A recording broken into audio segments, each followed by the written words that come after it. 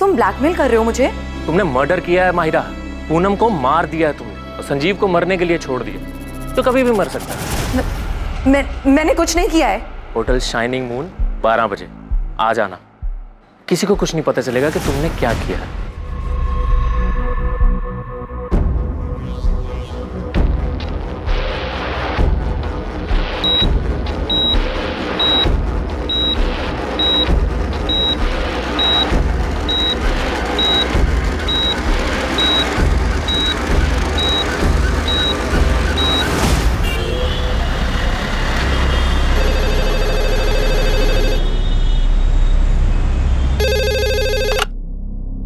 Hello, मैंने कुछ नहीं किया है, मुझे फंसाया जा रहा है।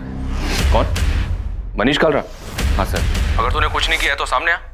ये क्रिमिनल्स की तरह छुप छुप कर भाग क्यों रहा है? सर आप लोग सारा इल्जाम मुझ पे डाल दोगे, जबकि सच तो यह है कि पूनम मुझे ब्लैकमेल कर रही थी। तेरे लिए अच्छा यही होगा कि तू सरेंडर कर दे। लेकिन सर मैंने कुछ किया ही नहीं है। अगर तूने सरेंडर नहीं किया ना तो हम तेरा जीना दुश्वार कर देंगे और तेरे वो दोनों साथी कमलेश, रंजन और पंकज दास को भी हम ढूंढ निकालेंगे। इस पड़ाव पर यह केस सबके सामने था। साफ था कि मनीष कालरा ने इस अपराध को अंजाम देने के लिए 2 हिस्ट्री शीटर्स को पैसे दिए थे। लेकिन क्या यह केस वाकई में इतना साफ था जैसा कि सोचा जा रहा था? हाँ राठौर, गनसेलर उस्मान शेख की खबर हाथ लगी है।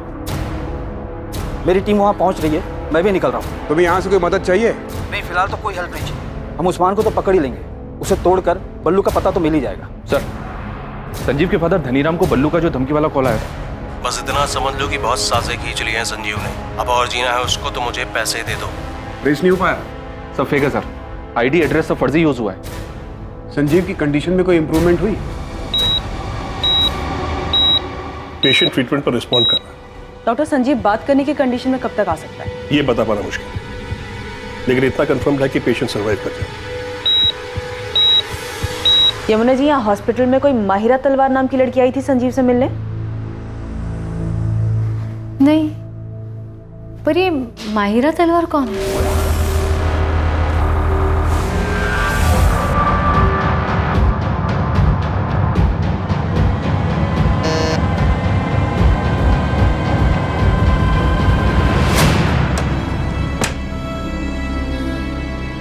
मुझे पता था तू आएगी माहिरा। छोड़ो, छोड़ो। तुम सिर्फ जबरदस्ती कर सकते हो ना? जबरदस्ती हो या मर्जी से, मुझे कुछ फर्क नहीं पड़ता माहिरा। अगर मैं पुलिस को जाके ये बता दूं कि तुम मुझे हर्ट करने के लिए और मुझसे बदला लेने के लिए ये सब कर रहे हो तो? अरे शौक से जाओ। अरे तुम्हें तो जाने की भी जरूरत नहीं है। ये तुम्हारे फोन से पुलिस को फोन कर दो कि मैं तुम्हें परेशान कर रहा हूं। क्या हुआ? अरे पकड़ो, डर क्यों रही हो? उस वीडियो में तुम्हारा ऑडियो एकदम क्लियर सुनाई दे रहा है माहिरा। तो अगर हमारी सारी दिक्कत ही पूनम है तो इस दिक्कत को जड़ से हटा देते हैं ना संजीव?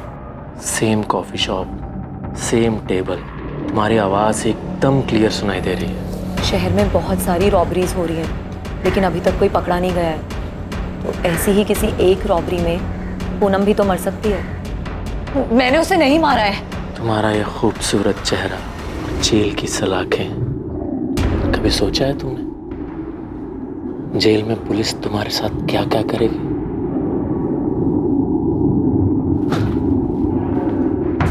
खड़ी क्या हो? चल कपड़े उतारो।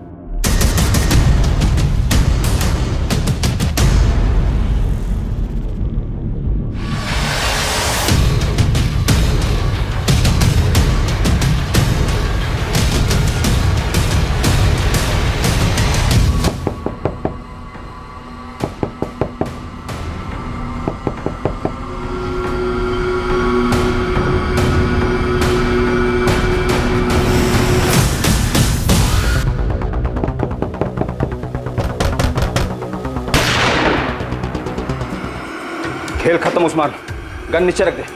कोई होशियारी नहीं, वरना यही ठोक दूंगा। 3 सेकंड है तेरे पास। 1 2, नीचे रख दे। रख नीचे गन।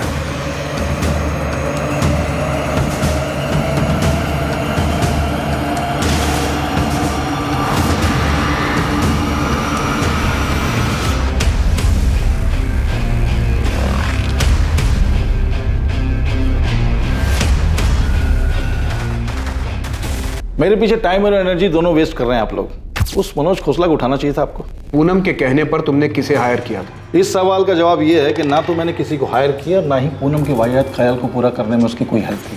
मैं सब कुछ बताऊंगा आपको, लेकिन आप मेरी बात पे यकीन नहीं करेंगे। आप रिसोर्सेज वेस्ट करेंगे, मेरे पीछे खबरी लगाएंगे, कॉल डिटेल्स निकलवाएंगे, लेकिन आपको मिलेगा कुछ नहीं। क्योंकि मैंने जो कुछ किया है बड़ी सफाई के साथ किया है। सर मैंने कुछ किया ही नहीं है। आप मनोज खोसला को उठाइए। ऐसा क्या जानते हो तुम मनोज खोसला के बारे में? शोर की दाढ़ी में तिनका, नर्वस है वो, उठाइए उसको। अच्छा, पूनम के बारे में एक बात और बताता हूं आपको मैं। पूनम गर्दन तक धसी हुई थी कर्जे में, 1 करोड़ से ज्यादा। वो सारा पैसा मनीष कार्ला नाम के बंदे से लेती थी। पूनम की गर्दन थी उसके हाथ में, तो पूनम के पास मनोज की गर्दन दबा के पैसे निकलवाने के अलावा कोई और रास्ता नहीं था। वो मनोज खोसला पे जोर दे रही थी कि वो फ्लैट बेचकर हिस्सा दे दे। फ्लैट की कीमत थी 1 करोड़ 25 लाख। मनोज, मुझे सिर्फ पैसे चाहिए, एनी हाउ जरूरत है मुझे। अब चाहे तुम मार्केट रेट पे 50% कैश दो या फिर फ्लैट बेचकर मुझे पैसे दो। इतना सब कुछ जानते हो तो ये बात पहले क्यों नहीं बताई गिरीश? सर आप इन्वेस्टिगेशन करते हैं तो थोड़ी बहुत इन्वेस्टिगेशन हम भी कर देते हैं। आपके ऑफिसर से जब बात हुई तब मैंने ठान लिया कि इस किलर को मैं भी ढूंढूंगा, और ढूंढना शुरू भी कर दिया। आपके ऑफिसर को मैंने संजीव का दूसरा नंबर दिया, चेक कीजिए, देखिए। माहिरा तलवार को ढूंढिए सर, उसके चैट मैसेज चेक कीजिए। सर मैं दावे के साथ कह सकता हूं कि पूनम ने ये प्लान रचा ही नहीं। रूट दिखाने का कोई एंगल था ही नहीं। सर ये बात तो कोई भी अपनी परेशानी में अपने पर्सनल भड़ास निकालने के लिए कर सकता है, और पूनम ने भी सिर्फ और सिर्फ सोचा ही था, और वो इसलिए क्योंकि वो काफी डिस्टर्ब थी अपने पति और माहिरा के अफेयर को लेकर। आप मनोज खोसला को उठाइए, शायद कोई ठोस लीड दे दे आपको। और वैसे मैं तो आपके लिए अवेलेबल हूं 24/7। Thank you.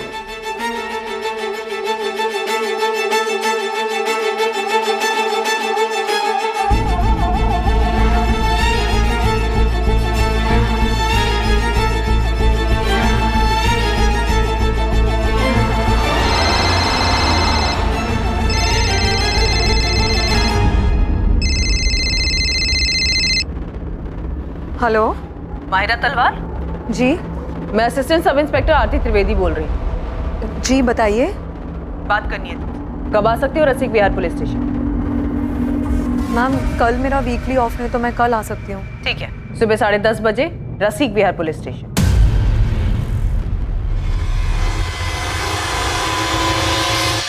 सर ये है कमलेश रंजन का नंबर। सर पर मैं जो करवाना चाहता था वो ऐसे नहीं होना था। तो और क्या क्या करना चाहता था मनीष कालरा? सर पूनम के घर पे अटैक का प्लान था ही नहीं, और प्लान में उसके हस्बैंड संजीव को किसी भी तरह का हार्म पहुंचाने का कोई इंटेंशन नहीं था हमारा, क्योंकि सर उससे मेरी कोई दुश्मनी है ही नहीं। सर मैं मानता हूं कि मैंने पूनम को मारने के लिए कमलेश को सुपारी दी थी, लेकिन ये काम ऐसे नहीं होने वाला था। सर कमलेश ने मुझे बताया था कि वो इसे रोड एक्सीडेंट में करेगा, उसके घर पे नहीं, ताकि पूनम का मर्डर एक हादसा लगे। पूरा प्लान रेडी है सेठ, कुछ ही दिनों में आपका काम हो जाएगा। अब तक तो काम हो जाना चाहिए था ना कमलेश।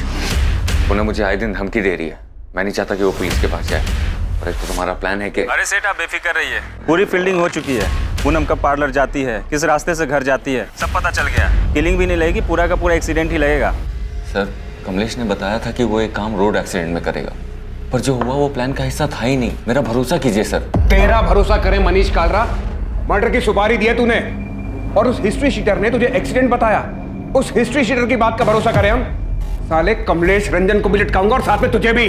पूनम के मर्डर के बाद इसी नंबर पे बात हुई थी तेरी कमलेश के साथ? ये नंबर तो बंद है। उसने नहीं मारा है पूनम को। इनफैक्ट पूनम के मरने के बाद वो बाकी के पैसे तक लेने नहीं आया। और हम इस पर विश्वास कर ले? मैं सच कह रहा हूँ सर, ये किसी और का काम है। मैं सिर्फ पूनम को मरवाना चाहता था, क्योंकि तंग आ गया था मैं उससे।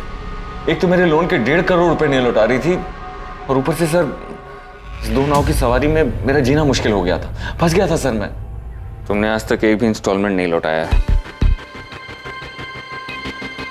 पर हम तो लवर्स हैं ना मनीष। हाँ लेकिन ये लोन हमारे लवर्स वाले एंगल का हिस्सा नहीं है पूनम।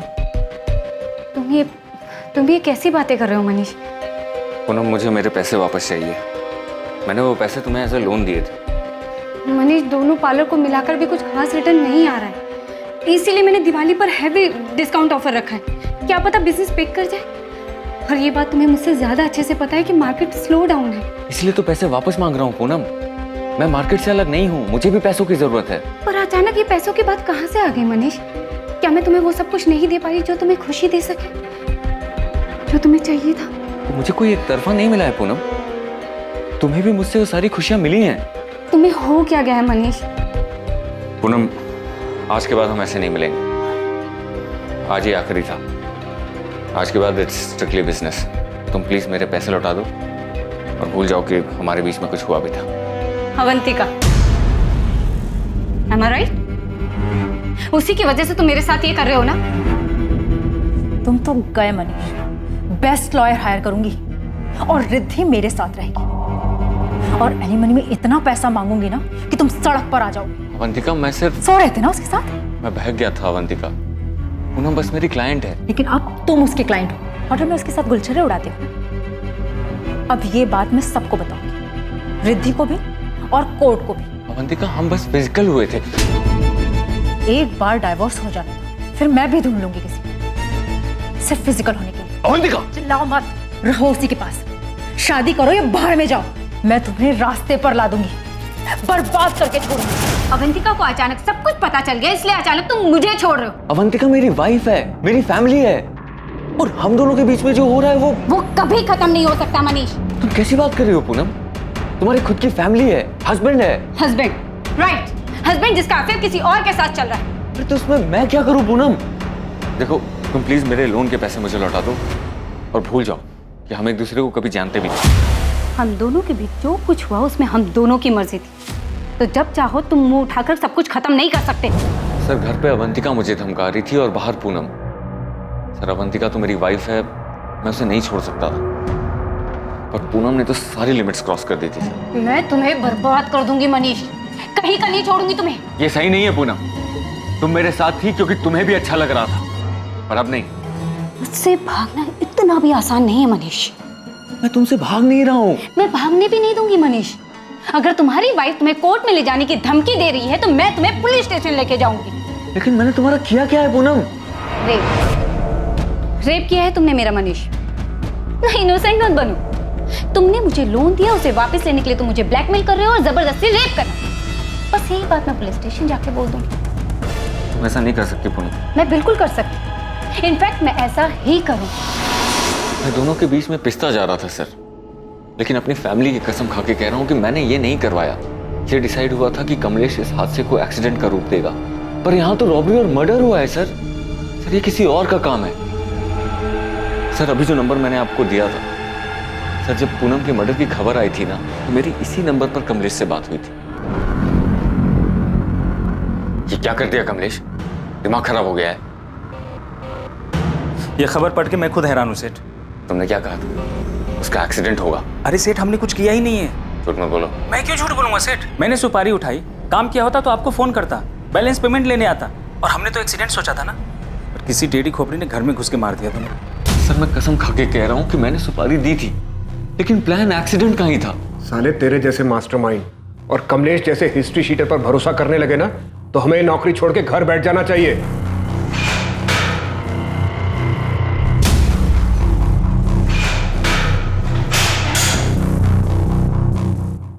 मैं गाजियाबाद निकल रहा हूँ। गन सेलर उस्मान शेख पकड़ा गया है। कमलेश, रंजन, पंकज दास के फोटो मिल गए सर, जल्दी पकड़े जाएंगे। आरती को मायरा और संजीव के चैट मैसेजेस मिले हैं। मायरा को बुलाया इंक्वायरी के लिए। उधर भी कोई प्लानिंग चल रही थी? अभी तक पिक्चर क्लियर नहीं है सर। संजीव और मायरा का भी अफेयर चल रहा था। पूनम से छुटकारा पाने की बात चल रही थी। जितने लोगों का पता चला, सबके पास अपना अपना मोटिव था, सब अपनी अपनी प्लानिंग में लगे। सर, ये पूनम का भाई मनोज खोसला, इसको भी उठवाता हूँ। इस रॉबरी कम मर्डर के पीछे के षड्यंत्र की दस्तक हर तरफ से आ रही। इल्जाम किसी पर भी लगाया जा सकता था, या तो पूनम पर जो मर चुकी थी, या फिर संजीव पर जो बेहोशी की हालत में था। हर एक का मकसद और इरादा बिल्कुल फिट हो रहा था, लेकिन असली गुनहगार अब भी पहुंच के बाहर था। मैंने बल्लू को .25 कोलेट गन बेची थी, ये मैं यादव साहब को पहले ही बता चुका हूँ, लेकिन ये वाला कांड किसने किया ये मैं नहीं जानता। मैं बस गन बेचता हूँ साहब, उसे चलाने का काम नहीं करता। बल्लू को कितनी गन्स बेची है? 2। कब? यही कोई 1 महीना पहले। मतलब उसके बेल पे बाहर आने के बाद? हाँ। कहाँ? अबे बाजार मत लगाओ उस्मान, सीधा वो .25 कोलेट निकालो और साथ में 20 गोलियां। लग रहा है जज गई हाथ में। कहा था ना मक्खन है मक्खन। मक्खन तो है। तो सुनो, साथ में उसको वो साइलेंसर भी देना। एक या दोनों के लिए? दोनों के लिए। 2 साइलेंसर्स खरीदे थे उसने? जी, 2.25 कोलेट गन, 20 गोलियां और 2 साइलेंसर्स। ये सारा सामान बल्लू ने करीब 1 महीना पहले खरीदा है। मनोज को उठा लिया सर, उसे भी इंटरोगेट करूंगा। कर लो जायसवाल, लेकिन हमारा प्राइम सस्पेक्ट बल्लू ही है। मनीष कालरा भी शायद सच बोल रहा है कि उसने प्लान किया था सुपारी किलर कमलेश के साथ मिलकर, लेकिन काम जरूर बल्लू ही कर गया। सर मुझे माहिरा के चैट्स मिले, संजीव और किसी शोएब नाम के बंदे के साथ उसके जो चैट्स हैं उनसे काफी कुछ मिला है। शोएब के मैसेजेस से ये लग रहा है कि शोएब माहिरा को ब्लैकमेल कर रहा था। तो उसने मैसेज भेजा कि मैं अच्छी तरह जानता हूँ कि तुमने कैसे प्लान बनाया और कैसे अंजाम दिया। मैं उन दोनों को भी अच्छे से जानता हूँ जिसे तुमने भेजा था, फोन करो। अभी शोएब कौन है? तो ये तो वही बताएगा। मैंने 2 कांस्टेबल भेजे उसे उठाने के लिए। वैसे इन मैसेजेस से ये लगता है कि शोएब काफी कुछ जानता था और इसी वजह से वो माहिरा को ब्लैकमेल कर रहा था। ये हो क्या रहा है? मनीष का पूरा चिट्ठा खुलता है, वो एक्सीडेंट का प्लान बताता है। बल्लू का सब कुछ क्लियर दिखाई दे रहा है, गन्स खरीदना, साइलेंसर खरीदना, और अब ये शोएब और माहिरा की नई एंट्री हो रही है। सर इस केस में सबकी किसी न किसी से रंजिश रही है। यहाँ तक कि पूनम और संजीव के बीच भी कुछ भी ठीक नहीं था। सब लोग बस एक मौके की तलाश में थे।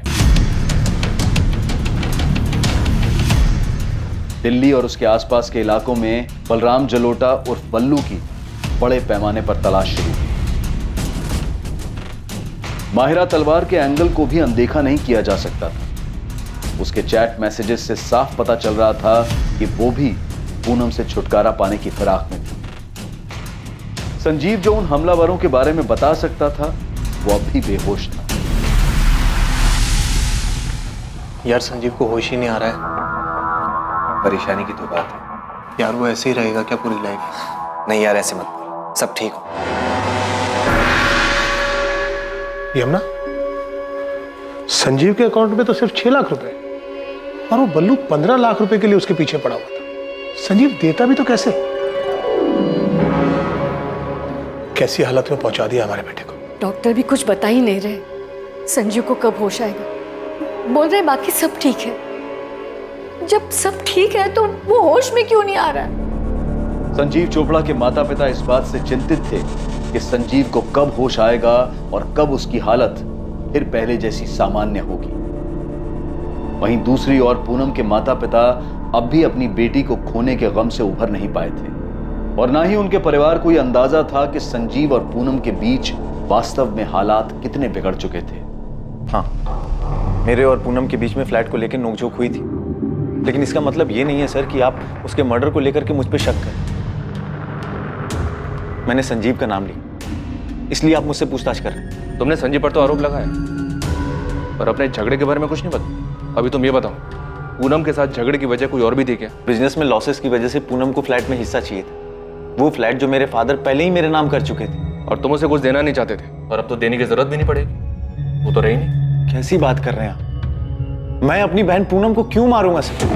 पूनम ने मुझे कॉल किया था ये बताने के लिए कि उसे संजीव से डर लगने लगा है। संजीव उसे मारने की प्लानिंग कर रहा है और अब संजीव के फादर बीच में बल्लू का नाम घुसेड़ रहे हैं। सर आप ही सोचिए, बल्लू क्यों मांगेगा 15 लाख? एक शोषण मांगने वाले को यह पता होता है कि सामने वाला पैसे दे पाएगा या नहीं दे पाएगा। संजीव का रियल एस्टेट का बिजनेस बिल्कुल ठंडा चल रहा था और उधर पूनम, सर पूनम ने भी जो 3rd ब्रांच खोली थी अपने पार्लर की, उससे भी कोई खास रिटर्न नहीं आ रहा था। सर पूनम ने बहुत पैसे लोन पे लिए हुए थे और लाखों रुपए तो उसने संजीव को दिया था। उसके पैसे भी रख लिए और उसका मर्डर भी कर दिया संजीव ने। मर्डर करने का प्लान हमें तुम्हारी बहन की तरफ से भी मिला है। मिला होगा सर, और भी बहुत कुछ मिला होगा। संजीव और पूनम के अफेयर्स भी मिले होंगे, लेकिन सच सामने है सर। आज संजीव जिंदा है और मेरी बहन मर गई। अगर मेरी बहन ने यह प्लान किया होता तो आज वो जिंदा हो। सर आपको मेरे बारे में जो पता करना है, जिससे पूछताछ करनी है कर लीजिए, लेकिन सच यही है जो मैं कह रहा हूं। इन सब के पीछे संजीव है सर। गोली गलती से संजीव पे चल गई होगी और वो विक्टिम बन गया। कहो तो तुम्हारे और संजीव के सारे मैसेजेस दिखाऊं? काफी परेशान थे तुम दोनों। पूनम संजीव को नहीं छोड़ रही थी। तुम्हें लगा हॉस्पिटल नहीं जाओगी तो पुलिस के रडार से बच जाओगी। मैम हॉस्पिटल जाती भी तो क्या करती? संजीव से मिलने से पहले मुझे 1000 सवाल के जवाब देने पड़ते।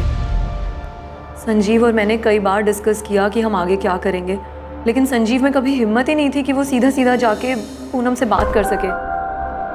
तुम उसे बता क्यों नहीं देते कि तुम किसी और के साथ रहना चाहते हो? पूनम ना बहुत बहुत पजेसिव। तो क्या मैं ये समझूं कि तुम मेरे साथ सिर्फ एंजॉयमेंट के लिए हो? ऐसा नहीं है मायरा, तुम बात समझने की कोशिश करो। पिछले 1-1.5 साल से मेरा बिजनेस बहुत डाउन चल रहा है और मैंने पूनम से बहुत सारे पैसे लिए और पूनम ने भी वो पैसे सामने से लोन पर उठाए। मतलब तुम उसे इसीलिए नहीं छोड़ सकते क्योंकि तुमने उससे पैसे लिए हैं? वो मुझे नहीं छोड़ेगी, बहुत खतरनाक औरत है। क्या कहा तुमने संजीव? क्या कहा? तुम्हें अलग होना? तुम्हें ये अचानक हो क्या गया है? जब से हम मिले तब से अब तक हम दोनों के बीच काफी कुछ बदल चुका है। साफ साफ बोलो, क्या कहना है? मैं जानता हूँ तुम्हारी लाइफ में, मेरी लाइफ में कोई है? तुम पीछा कर रहे हो मेरा ये मतलब नहीं था। तो फिर क्या मतलब था? क्या मतलब समझूं मैं कि तुम्हारे मतलब की कोई मिल गई है तुम्हें? नहीं। तुम अलग होने की सोच भी कैसे सकते हो संजीव? तुम्हारे लिए 50 लाख का लोन उठाया है मैंने और तुम बड़े आराम से हजम करके अलग होना चाहते हो मुझसे। नहीं, बस मैं सोच रहा था कि क्या वैसे भी हम दोनों एक दूसरे से खुश है क्या?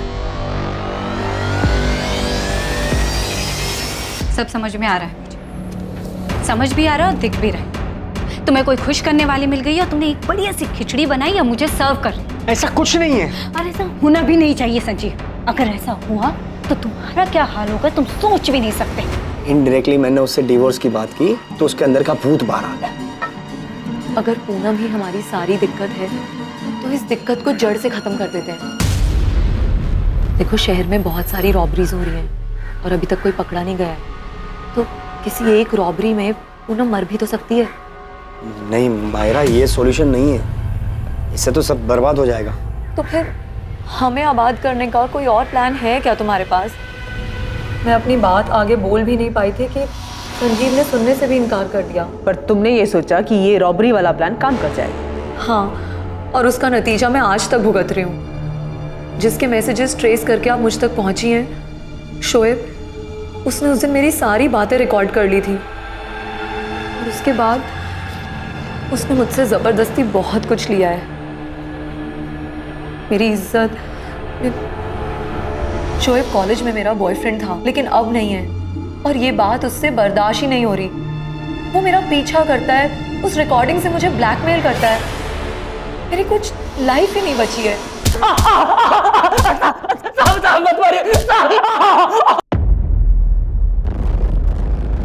सब जानता है ना तू? बोल, संजीव चोपड़ा घर में डाका किसने डाला? किसने डाका डाला? मैडम, मुझे कुछ नहीं पता, मुझे सच में कुछ नहीं पता। तूने माहिरा को ब्लैकमेल किया, उसे होटल में बुलाया, ब्लैकमेल करके उसे यूज किया। मैडम, मैं तो उससे प्यार करता हूँ मैडम। भले इसको प्यार कहते हैं? प्यार कहते हैं इसे? बता, वो दोनों किलर्स कौन थे? किसने भेजा था उन्हें? माहिरा ने? बोल। मैडम, मुझे सच में कुछ नहीं पता मैडम। मैंने तो बस संजीव और माहिरा की बातें सुनी थी और माहिरा को वापस पाने के लिए मैंने उनका वीडियो बनाया और उसको ब्लैकमेल करने लगा। मुझे माफ मैडम, मैं आपके पैर पकड़ के माफी मांगता हूँ। मैं माहिरा के भी पैर पकड़ के माफी मांग लूंगा। प्लीज मुझे मत मारिए मैडम, प्लीज मुझे माफ कर दीजिए मैडम, प्लीज मुझे माफ कर दीजिए। सर, ये मनोज इस केस में फिट ही नहीं बैठता है। इसके पेरेंट्स तो ये सुनकर शॉक्ड हो गए थे कि भाई बहन के बीच फ्लैट को लेकर झगड़ा चल रहा था। मायरा से भी कुछ पता नहीं चला। तो शोएब कन्फेस कर रहा है, वो माहिरा को सिर्फ ब्लैकमेल कर रहा था, कोई एंगल नहीं है। तब तो एक ही एंगल बचता है, बल्लू का। सबसे पहले उसी का नाम आया था, सब फिट बैठता उस पर। हाँ नदीम, बोल। बल्लू की कोई खबर? बल्लू की तो खबर नहीं मिली साहब, पर ये मनीष ने जिसको सुपारी दी थी कमलेश रंजन, वो वापस लौटा है। यहाँ हुसैन नगर में किराए पे कमरा उठाया है। तू नजर रख, मैं पहुंचता हूँ अभी। सर, ये कमलेश रंजन वापस लौटा है। उठाओ उसे। ये तो साफ है कि पूनम चोपड़ा को मारने की सुपारी मनीष कालरा ने दी थी, लेकिन उसका कहना है कि मर्डर उसकी सुपारी पर नहीं। मनीष तो है हमारे पास लॉकअप। एक बार कमलेश हाथ लग जाए तो पता चल जाए कि कमलेश के दिमाग में क्या चल रहा है। कहीं उसने मनीष से कुछ झूठ तो नहीं बोला? ठीक है, मैं बात करता हूँ।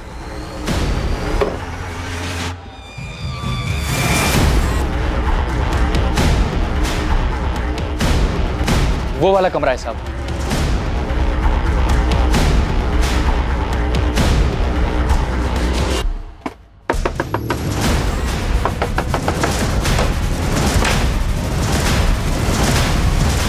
हमारा निशाना कभी नहीं चुकता। कमलेश रंजन, तुमने जो किया है उसे भुगतना तो पड़ेगा मनीष। तुमने अपनी कब्र खुद खो दी है। माफ कर दो मुझे, मैं तो बस सब पहले जैसा ठीक करना चाहता था। पहले जैसा अब कुछ नहीं रहा मनीष, सब कुछ बिगड़ चुका है। ये दरार तुमने पैदा की, खूनी बन गए तुम। कहाँ है तेरा साथी पंकज? पता नहीं साहब, ये कांड होने के बाद हम अपने अपने रास्ते निकल गए। उसके बाद बात नहीं हुई हमारी। वो कोलकाता की तरफ गया था। कैश कितना था और गहना कितना मिला? काहे का कैश? अबे वो कमलेश, ज़्यादा होशियारी मत कर, समझा? वो मनीष हमारे हाथ में है, प्लान जानते हैं हम। 3-4 और रॉबरी तेरे नाम पे डाल देंगे, गोली मार देंगे, कोई नहीं आएगा तुझे पूछने कमलेश। हाँ साहब, आप कर सकते हो, पर मुझे मारने से असली मुजरिम तो नहीं मिलेगा ना। मैं खुद हैरान हूँ। मनीष सेठ से सुपारी मैंने उठाया था। मैं और पंकज ये काम 16 तारीख को करने वाले थे। एक्सीडेंट के लिए हमने गाड़ी भी जुगाड़ लिया था, पर उससे पहले ही 14 की रात को कोई ये कांड कर दिया। तो सुपारी गैंग में तुझे खबर नहीं मिली कि एक ही आदमी की डबल सुपारी बट रही है? नहीं पता चला साहब, जितों को जानता हूँ पूछ पूछ के थक गया हूँ।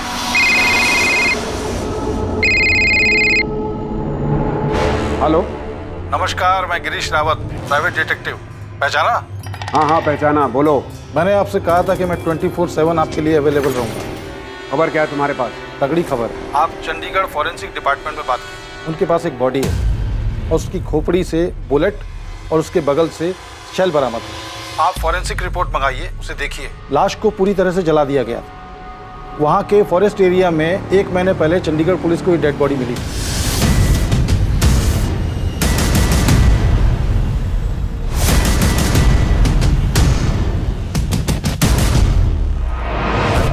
ये चंडीगढ़ वाले मर्डर केस में बुलेट .25 कॉलेट गन से चलाई गई। तुम्हें कैसे मालूम कि .25 कॉलेट गन हमारे केस में भी शामिल है? थैंक यू इंस्पेक्टर, आप तो तारीफ करेंगे नहीं तो सोचा मैं ही थैंक यू बोल देता हूँ। वैसे ये इन्फॉर्मेशन मुझे अपने चंडीगढ़ नेटवर्क से मिली थी और आज तक चंडीगढ़ पुलिस को ये नहीं मालूम कि डेड बॉडी किसकी है। शायद ये इन्फॉर्मेशन आपके कुछ काम आ जाए। 2 .25 कोलेट गन, 20 गोलियां और 2 साइलेंसर्स। ये सारा सामान बल्लू ने करीब 1 महीना पहले खरीदा है। जी सर, जंगल में मिली थी बॉडी, 17 सितंबर की बात, एकदम जली हुई कंडीशन में। आज तक पहचान नहीं हो पाई विक्टिम की, वैसे पहचानना मुश्किल है। ये मर्डर बलराम जलोटा उर्फ बल्लू का ही काम होगा। हाँ, दिल्ली पुलिस हेडक्वार्टर से वांटेड लिस्ट आई, उसमें फोटो मिला है उसका। बल्लू हमारे यहाँ से वांटेड है, murder cum robbery case. Murder में यहाँ जो गन यूज हुई है वो .25 कॉलेट गन है। शायद तुम्हें भी यही मिला। हाँ यही है। बुलेट विक्टिम के स्कल से रिकवर हुआ था और सेल भी वहीं पास में पड़ा था। FSL के पास ही है वो, और रिपोर्ट दी है उन्होंने कि गोली .25 कॉलेट गन से ही चली थी। मुझे FSL से वो बुलेट चाहिए। मेरा ऑफिसर अंकुर सिन्हा ये कोऑर्डिनेट करेगा। बुलेट आपको मिल जाएगी सर। क्राइम सीन और बर्न्ड बॉडी के फोटो भी हैं हमारे पास, पर बॉडी हमने क्रिमिनेट कर दी। पर विक्टिम का DNA प्रिजर्व्ड है। आइडेंटिटी ट्रेस करने में दिक्कत इसलिए आ रही है क्योंकि कोई मिसिंग रिपोर्ट ही मैच नहीं हो पा रही। एक अनजान आदमी की चंडीगढ़ में हुई हत्या और उस हत्या में इस्तेमाल की गई गन का संजीव और पूनम के घर पर हुई डकैती और हत्या के केस से निश्चित तौर पर संबंध था। मगर इन कड़ियों को जोड़ पाना और प्राइम सस्पेक्ट बलराम जलोटा और बल्लू तक पहुंच पाना पुलिस के लिए आसान साबित नहीं होने वाला। इस मामले में हॉस्पिटल से अभी कुछ और चीजें सामने आनी थी, जहां संजीव चोपड़ा धीरे धीरे रिकवर हो रहा था। सर, एक गुड न्यूज है। ये खबर मैंने आपको पहले इसलिए नहीं दी बिकॉज मैं आपको डिसअपॉइंट नहीं करना चाहता था। संजीव चोपड़ा को होश आ गया डॉक्टर? जी हाँ, 3 दिन पहले। अब संजीव बात करने की कंडीशन में है, लेकिन मैं आपको 5 मिनट से ज्यादा अलाउ नहीं कर सकता। इन्वेस्टिगेटिंग टीम को उम्मीद थी कि संजीव चोपड़ा होश में आकर उन्हें हमलावरों के बारे में बताएगा, कोई जानकारी या सुराग देगा। लेकिन क्या वाकई ये जानकारी कुछ अलग साबित होने वाली थी, जो कि इन्वेस्टिगेटिंग टीम को पहले से नहीं पता था? संजीव,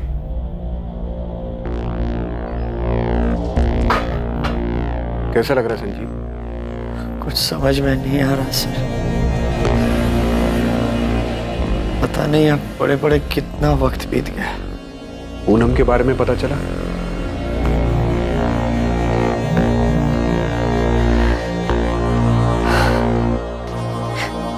मुझे यकीन नहीं हो रहा मैं कैसे बच गया। तुम्हारे फादर ने तुम्हारे कजन बल्लू का नाम लिया, वो धमका रहा था तुम्हें? हाँ सर, बल्लू ने ही धमकी दी थी। मुझे क्या पता था वो सच में ऐसा कुछ करेगा। पक्का वो बल्लू ही था? हाँ सर, वो बल्लू ही था। अरे कौन है भाई?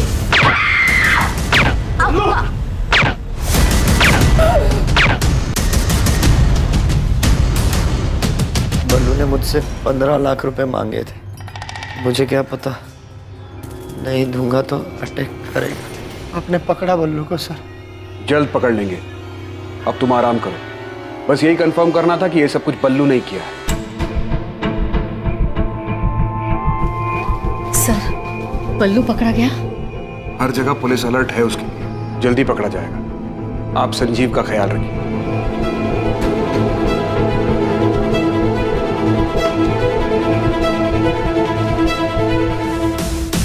दोनों भाई हैं, जसवंत गिल बड़ा और मनप्रीत गिल छोटा है। ऑलमोस्ट हर दिन दिखते हैं हॉस्पिटल में दोनों। संजीव और ये दोनों भाई ग्वालियर में एक साथ ही बड़े हुए हैं। ग्वालियर में संजीव के ग्रैंडफादर थे। सर, संजीव के कॉल रिकॉर्ड्स में भी दोनों का नाम था। कुछ ठोस मिला है चंडीगढ़ केस में। वो बुलेट शेल एफएसएल ने भेजा है मुझे।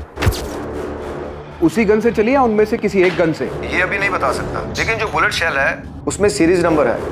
वो उसी सीरियल नंबर के आसपास की है जो हमें संजीव के घर से मिली थी। 20 गोलियां खरीदी थी बल्लू ने। भाई बाजार मत लगाओ उस्मान, सीधा वो .25 कोलेट निकालो और साथ में 20 गोलियां।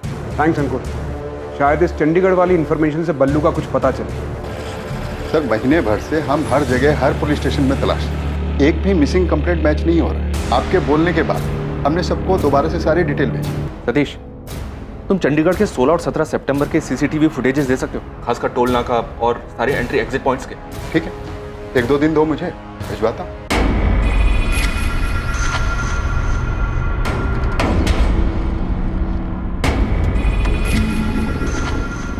जसवंत, वो बंदा दिखाई दे रहा है तुझे? कौन? वही जो बाइक के पास खड़ा लाइनिंग टी शर्ट वाला। वो 2 दिन से यहीं दिखाई दे रहा है। हाँ यार, इसको तो हॉस्पिटल के अंदर भी देखा था मैंने। ये ले भाई।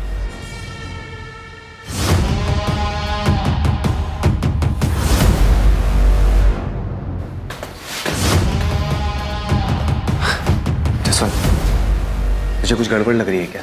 नहीं यार, लग तो नहीं। निकल जाए। नहीं, अभी नहीं जा सकते, अभी हम लोग रेडार में।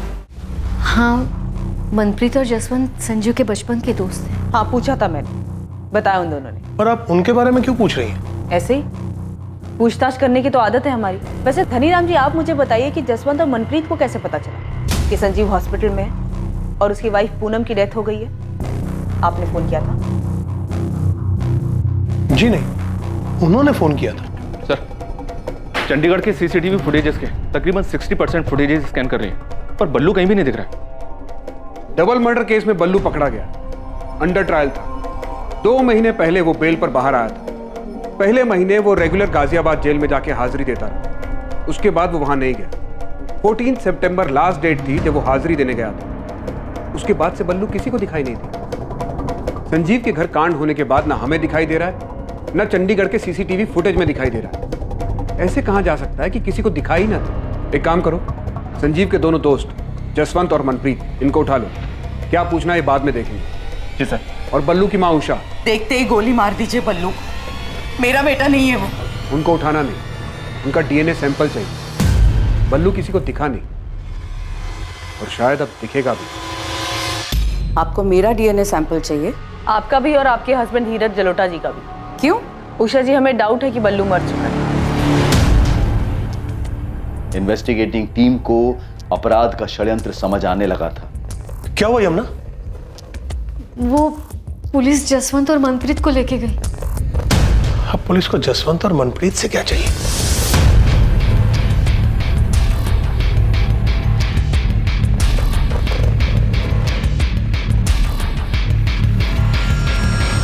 चंडीगढ़ से मिली अनजान लाश के प्रिजर्व किए गए डीएनए सैंपल्स बलराम जलोटा उर्फ बल्लू के माता पिता उषा और धीरज जलोटा के डीएनए सैंपल्स के साथ मैचिंग के लिए भेजे गए। बैठ जाओ।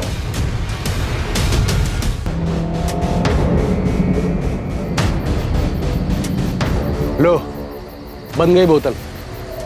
इतने दिन से प्रैक्टिस कर रहे हो ना? चलो अब लगाओ निशाना। बाएं आंख बंद करो, 1 2 3 में बोतल धड़ाम। और इतनी पास में बोतल बांधा है कि आसानी से बोतल फूटनी चाहिए। ठीक है? और टेंशन मत लो, इसमें ये साइलेंसर लगा है, किसी को सुनाई नहीं देगा, किसी को कुछ पता नहीं चलेगा। 3 तक गिनती में बोतल धड़ाम। 1 2 3।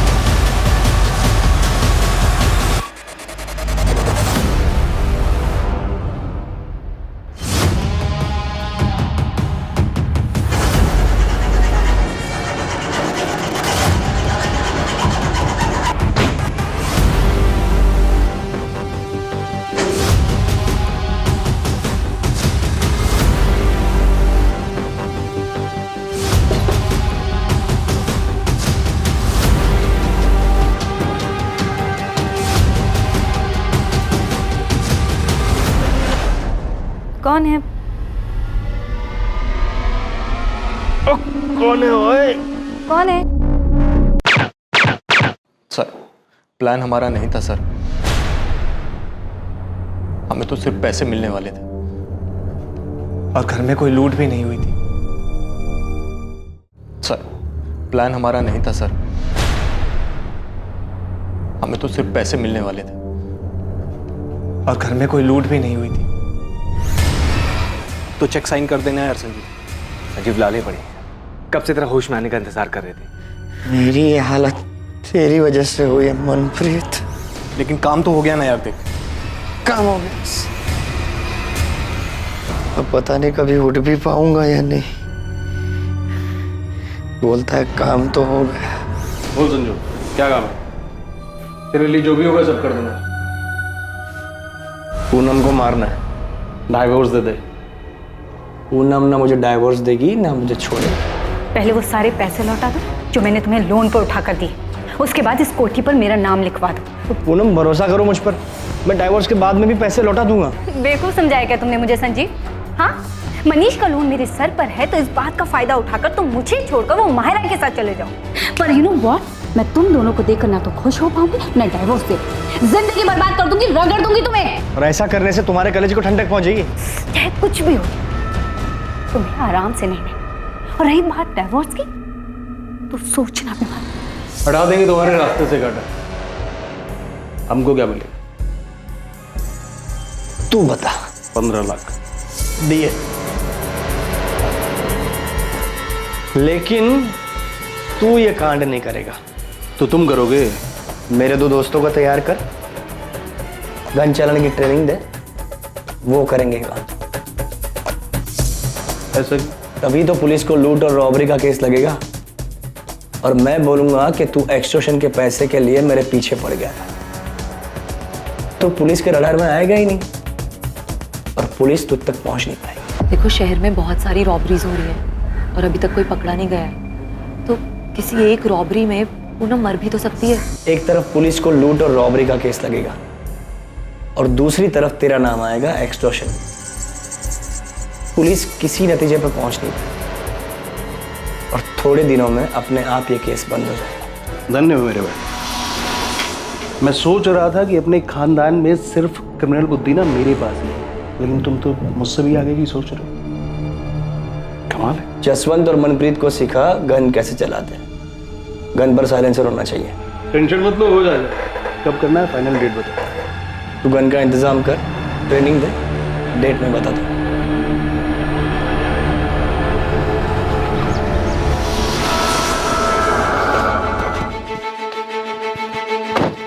सुनो, तुम दोनों को बल्लू के साथ चंडीगढ़ जाना होगा। तुम्हारी ट्रेनिंग वहां पर होगी, ठीक? और मनप्रीत, तुम्हें मुझ पर गोली चलानी। बल्लू तुम्हें बताएगा कि मुझे गोली कहाँ लगनी चाहिए, जहाँ लगने से मैं सेफ रहूंगा। और ध्यान से, कोई रिस्क नहीं चाहिए। और जसवंत, बल्लू तुम्हें बताएगा कि पूनम को गोली कहाँ लगनी चाहिए, जहाँ लगने से वो बचनी नहीं चाहिए। जिस दिन ट्रेनिंग खत्म होगी उस दिन बल्लू को गुरु दक्षिणा देना भूलना मत। गोली सीधे सर में लगनी चाहिए। बल्लू को मारना है? बचना नहीं चाहिए। लेकिन क्यों संजीव? क्योंकि बल्लू मेन सस्पेक्ट होगा और पुलिस उसे ढूंढने के लिए जमीन आसमान एक कर देगी। उसे मारने के बाद इतनी अच्छी तरह से जलाना ताकि कोई पहचान ना सके, और पुलिस के हाथों सस्पेक्ट लगेगा ही नहीं, केस अपने आप बंद हो जाएगा। कितने पैसे देने वाला था संजीव? सर 5 लाख। पर गलती हो गई मेरे हाथ से। 2 ही गोली चलानी थी, लेकिन गलती से 3 गोली चल गई संजीव पर, और वो भी गलत जगह। कौन है?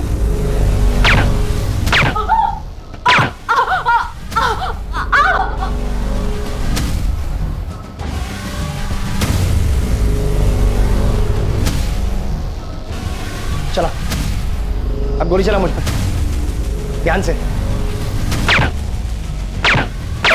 3 गोली क्यों चला दी? भाई गलती से चल गए भाई। संजीव, संजीव, संजीव, उठ संजीव, संजीव, संजीव। तुझे ट्रेनिंग भी दी थी ना, 2 गोली बोला था, तूने 3 गोली चला दी। गिनती भी नहीं आती कि कुछ और प्लान कर रहा था तू? संजीव ऐसा नहीं है यार, गलती से चल गई थी, जानबूझ के नहीं किया, गलती हो गई यार, समझना है। फुटो यहाँ से, जब मैं ठीक हो जाऊंगा तब पैसे की बात करेंगे। जा निकलो यहाँ से।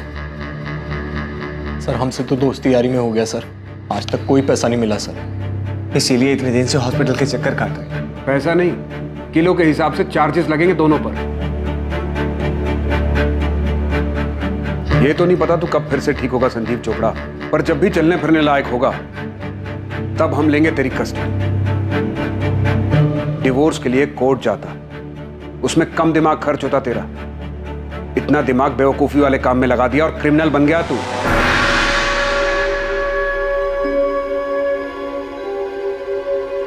संजीव के माता पिता इस खुलासे से हैरान थे कि अपनी पत्नी से छुटकारा पाने के लिए उनके बेटे संजीव ने ऐसा क्रूर षड्यंत्र रचा। मैं शुरू से ही कह रहा था आप लोगों कि ये सब संजीव का किया हुआ। माहिरा ने पूनम से छुटकारा पाने के लिए दिल्ली में हो रही रॉबरीज की आड़ में इस तरह से रॉबरी और मर्डर के बारे में सोचा था, लेकिन इन्वेस्टिगेशन में सामने आया कि असल में हुए अपराध में माहिरा की कोई भूमिका नहीं थी। डीएनए रिपोर्ट आ गई है सर, और मैच भी हो ही गया होगा। जी हाँ सर, वो जली हुई डेड बॉडी बलराम जलोटा उर्फ बल्लू की थी। ऐसी आपराधिक और खतरनाक बातें सोचने में हम इंसानों के दिमाग का कोई तोड़ नहीं। संजीव चोपड़ा, जसवंत गिल और उसके छोटे भाई मनप्रीत गिल पर बलराम जलोटा और पूनम चोपड़ा की हत्या के लिए आईपीसी की धारा 302 के चार्जेस लगे हैं। पुलिस संजीव के हॉस्पिटल से डिस्चार्ज होने का इंतजार कर रही है ताकि उसे कस्टडी में लिया जा सके। न जाने ऐसे कितने ही उदाहरण हैं जहां किसी अपराध को अंजाम देने की लोगों की बेवकूफी भरी सोच उन्हें अपराध के ऐसे रास्ते पर धकेल देती है जहां उनकी इच्छाओं के विपरीत ताउम्र उन्हें इसके नतीजों का सामना करना पड़ता है और वो सलाखों के पीछे पहुंच जाते हैं। फिर भी बार बार यही देखने को मिलता है कि जुर्म की सोच कई लोगों के दिमाग में पनपती ही रहती है। ऐसे मूर्खतापूर्ण अपराध के बारे में सोचते वक्त दिमाग इतना मजबूत कैसे हो जाता है, और वही दिमाग किसी टकराव की स्थिति से बाहर निकलने का आसान सा रास्ता खोजते वक्त इतना असहाय क्यों हो जाता है। डिवोर्स लेकर अलग होने में तकलीफ हो सकती है, लेकिन इससे किसी की जान नहीं जाएगी, ना खुद की और ना ही किसी और की। जुर्म की अंधी गली के आखिर में सिर्फ अंधेरा ही मिलता है, और साथ ही मिलता है अपराधी होने का अभिशाप और बचे हुए जीवन को पछतावे में काटने की सजा। Crime never page. अब मैं अनूप सोनी आपसे विदा लेता हूं।